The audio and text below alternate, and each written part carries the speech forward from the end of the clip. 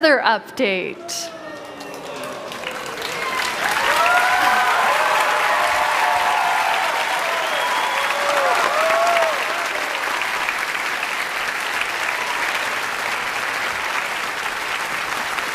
So the Nether hasn't been a place that's very livable, and that is all about to change. So how is that changing? I mean, well, it will still not be easy to live there. Okay. But you can. So we want players to be able to have a base there. So for example, you can set your spawn in Nether, you can find food in Nether, but it's still really a dangerous place. Food in the Nether? So that means there's something... Well, it's a new mob, and we will talk more about it later. Okay. So first... Yeah, of course. We also wanted to make sure that there's more things to explore and more things to find and more things to do. So we wanted to introduce biomes to the Nether. Yes. So we will actually show some of them today, and the first one is the Soul Sand Valley. Soul Sand Valley.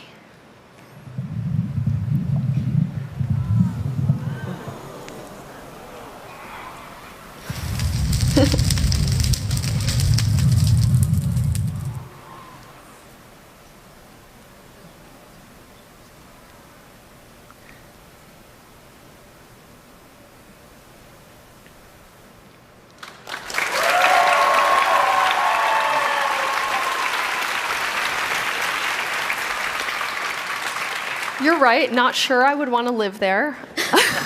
Well, depends on what you prefer. So what's happening in Soul Sand Valley? It looks incredible. Yeah, so I would say this is a scary biome. It's quite barren, and it has this blue fog and the blue fire, which is a new block. Or actually, if you place fire on a soul sand, it will now turn blue.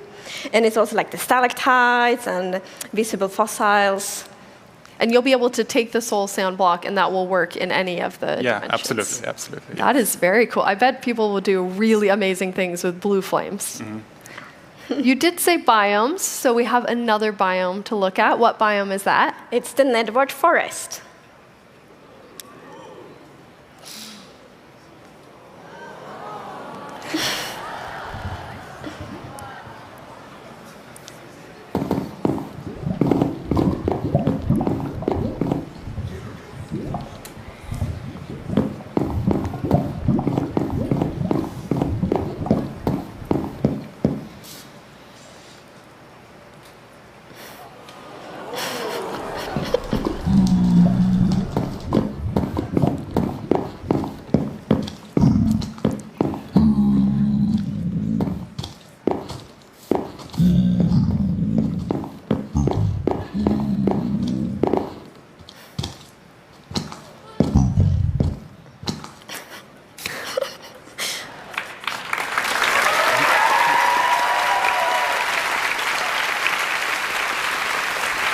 There's a lot in the Nether forest, so what's happening in there? Lots of things. So yeah, as you can see, it's two variants of it. So the red one has quite a very live atmosphere in its own very weird and nethery way. So it's like swirling particles and a lot of vegetation. It's very dense, so like the players should get lost in there. And then we have the blue one, which has a very a unique atmosphere. It's like even more weird, if possible. And it has just the particles of it's falling and lots of new blocks, lots of new vegetation. How did you decide on the colors? Because it's so different than the look of the Nether when you add these biomes. Yeah, when we wanted to make sure that when you explore, you get a more variation and more than just red and yellow. And we were thinking about how the overworld is much green, blue, and gray, and then this black, purple, and yellow. So we were thinking, how can we add more color depth to the Nether that kind of creates a good feeling for the Nether still. It's really beautiful. But you said it's going to be just as hard. So even though this looks quite like an oasis, it's not going to be? Well, we still call the Nether forest the Nether oasis, but that doesn't mean it will be easy being there. So there will be, for example, a new hostile mob, and I think we could show it now, and we temporarily call it the Piglin Beast. Piglin Beast.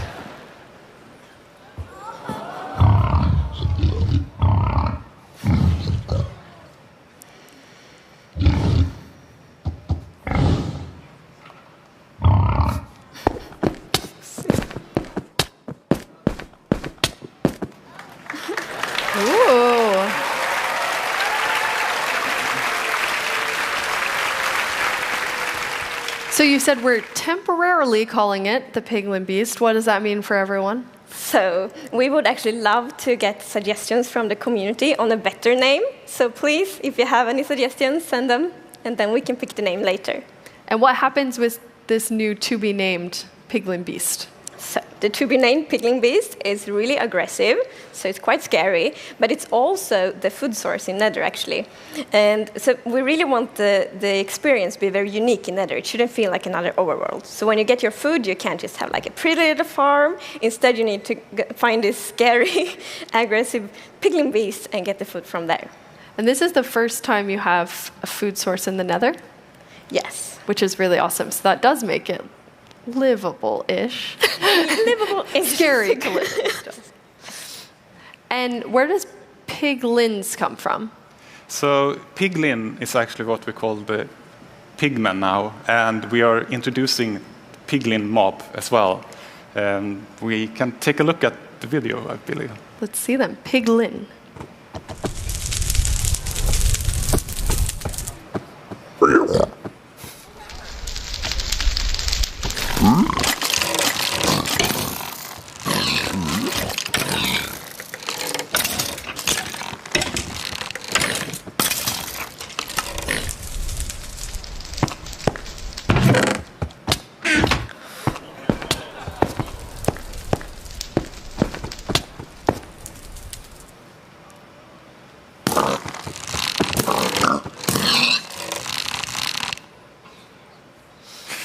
Ooh.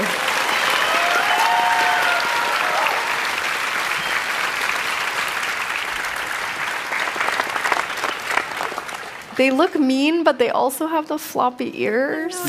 The floppy. They're kind of cute too. Yes, sorry, but yeah, there's a lot of going on in this video.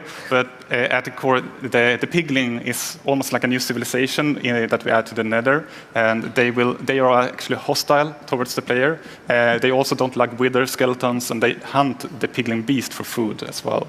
Wow.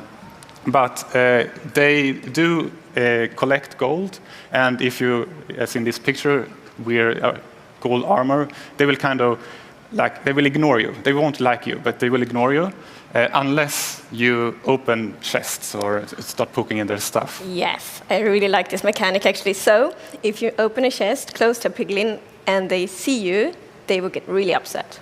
Yes. Oh. But there's actually a good reason why the player wants to approach the piglins, because we will introduce a new kind of trading with them that we call bartering. But it's a little bit different to villager trading.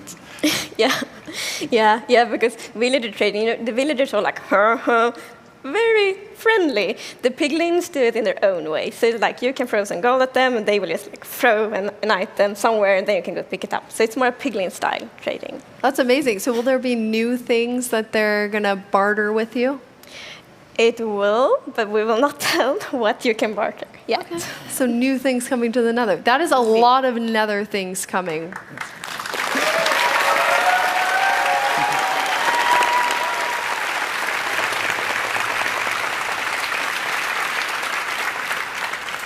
Any particular favorites in this update for either of you?